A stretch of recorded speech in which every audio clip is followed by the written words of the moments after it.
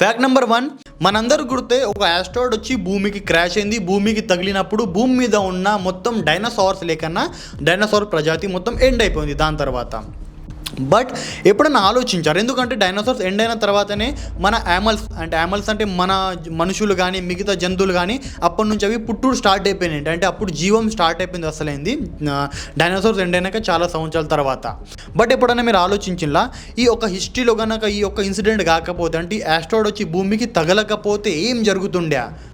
ఎప్పుడన్నా ఆలోచించిలా? Answer is గనక asteroid వచ్చి భూమికి తగలకపోతే ఇప్పటికి కూడా ఈ భూమి మీద డైనోసార్స్ మాత్రం ఉంటుండే, మనిషి జీవం ఉండకపోతుండే. చాలా లేకన చిన్న చిన్న యానిమల్స్ ఉంటాయిగా, అవి కూడా చిన్న సైజు యానిమల్సే ఉండకపోతుండే, మొత్తం పెద్ద సైజే ఉంటుండే. ఇంకా ఈ డైనోసార్సే వాళ్ళే లేకన పెంచుకుంటుండే.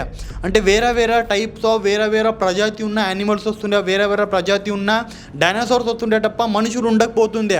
సో దీన్ని ఆలోచిస్తే ఎంత భయంకరంగా ఉన్న ఆలోచించుండి, దేవుంది క్రియేషన్ ఎంత ఖతర్నాక్ ఉన్నాయి. గనక హిస్టరీలో ఇది ఒక్క ఇన్సిడెంట్ కాకపోతే మనుషులు అసలు ఉండకపోతుండే. మీరు ఒక ఫోన్ లోపల కూర్చుండి మంచిగా ఇంటర్నెట్లో వీడియో చూస్తుండేమో, సో ఇంటర్నెట్ ఉండకపోతుండే, మనిషి ఉండకపోతుండే. హిస్టరీలో ఇన్సిడెంట్ జరగకపోతే సో దేవుని ప్లాన్ చూసుకోవచ్చు. ఎందుకంటే ఇంకొక ఇక్కడ హైలైట్ పాయింట్ ఏమంటే, ఎందుకంటే ఆస్ట్రాయిడ్ వచ్చినప్పుడు భూమి అయితే రౌండ్ ఉన్నాయిగా, ఆస్ట్రాయిడ్ వచ్చినప్పుడు భూమికి ఒక సైడ్ తగిలింది, ఒక సైడ్ క్రాష్ అయిందిగా. బట్ భూమి మీద మొత్తం రౌండ్ మొత్తం లేకన మొత్తం ఇవి ఉన్నాయిగా, డైనోసార్స్ ఉన్నాయిగా. బట్ ఒక సైడ్ కూడా ఆస్ట్రాయిడ్ తగిలినప్పుడు మిగతా అంటే భూమి మీద ఉన్న అన్ని జీవులు ఎండ్ అయిపోయినాయి, అన్ని ఎండ్ ఇట్లా అయిపోయినాయి. సో దేవుని క్రియేషన్ చూసుకోవచ్చు, మొత్తం గాడ్ ప్లాన్ అంటారుగా, గాడ్ ప్లాన్. ఇంకొక ఇంట్రెస్టింగ్ పాయింట్ ఏమంటే, మన సోల్ ఉన్నాయి. సోల్ అంటే నా ప్రాణం మీ ప్రాణం, నాట్ బాడీ, నా ప్రాణం మీ ప్రాణం, మన సోల్స్ ఉన్నాయిగా. మనం ఏమో భూమి మీద ఎగ్జిస్ట్ చేస్తుండేమో, బట్ డైనోసార్ రూపంలో ఎగ్జిస్ట్ చేస్తుండేమో, మనం ఏమో చెప్పరాదు, మేబీ.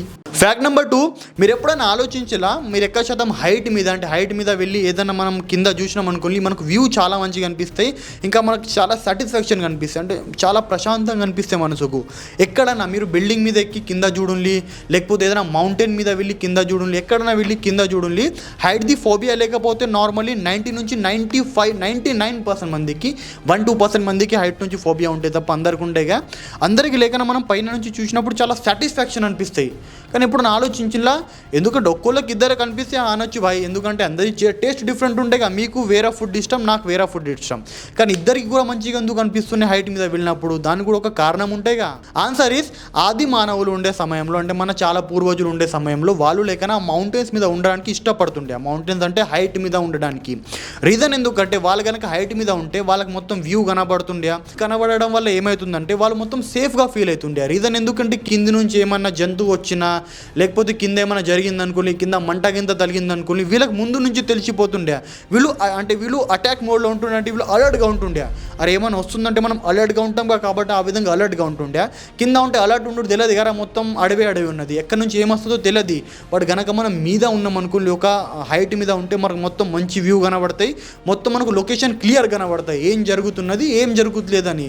దాని ప్రకారం మనం స్ట్రాటజీ క్రియేట్ చేసుకోవచ్చుగా. దాని కొరకు మనకు అప్పటి ఉన్న బ్రెయిన్ ఇప్పటి కూడా సేమ్ అదే ఉన్నాయి. అప్పటి వరకు లేకన మొత్తం అది సేఫ్టీగా అనిపిస్తుండే ఆది మానవులకు. కాబట్టి మనకు కూడా అదే విధంగా, మనం ఆది మానవుల నుంచి వచ్చినాంగా, కాబట్టి మనం కూడా అదే విధంగా సేఫ్ ఇంకా సాటిస్ఫాక్షన్ కనిపిస్తాయి హైట్ నుంచి ఏమైనా వస్తువు చూస్తే. ఫ్యాక్ట్ నెంబర్ 3, సూర్యుని చుట్టూ భూమి తిరుగుతుంది, రైట్. సూర్యుని చుట్టూ భూమి తిరుగుతుంది, భూమి చుట్టూ తిరుగుతాడు చంద్రుడు, రైట్. ఇదైతే నార్మల్ అందరికి గుర్తే. బట్ ఇప్పుడు నేను ఆలోచించిలా, అసలు చంద్రుని చుట్టూ ఏం తిరుగుతుంది? ఎందుకంటే సూర్యుని చుట్టూ భూమి తిరుగుతున్నాయి, భూమి చుట్టూ చంద్రుడు ఉన్నాడు, చంద్రుని చుట్టూ ఏం తిరుగుతుంది? ఆన్సర్ ఇది గనక చంద్రుని చుట్టూ చంద్రుడు తిరిగిండు అనుకోండి, ఆ చంద్రుని చుట్టూ ఇంకొక చంద్రుడు తిరిగిండు అనుకోండి, దాన్ని మూన్ అని పిలుస్తారు, మూన్ అని. బట్ మన మిల్కీ వేలో అది లేదు, ఏ చంద్రుని చుట్టూ ఏ చంద్రుడు తిరుగుతలేదు. బట్ ఈ మొత్తం బ్రహ్మాండంలో, ఈ మొత్తం యూనివర్స్లో లేకనా ఇలాంటి గ్రహాలు ఉండొచ్చు, ఇలాంటి చంద్రుడు ఉండొచ్చు. అంటే చంద్రుని చుట్టూ కూడా తిరిగే చంద్రుడు ఉండవచ్చు గెలాక్సీలో, పాసిబుల్ ఉన్నది.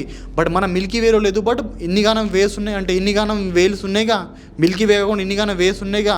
వాళ్ళ దాంట్లో ఏదో ఒక వేలో లేకన్నా సింపుల్ ఏదైనా ఒక చంద్రుడికి లేకన్నా చంద్రుడు తిరుగుతూనే ఉంటాడు, దాన్ని లేకన్నా మూన్ అని పిలుస్తారు. సో వినడానికి కొంచెం ఇంట్రెస్టింగ్ ఉన్నాయిగా.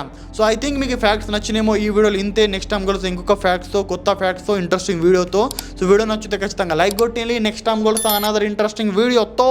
So have a good day.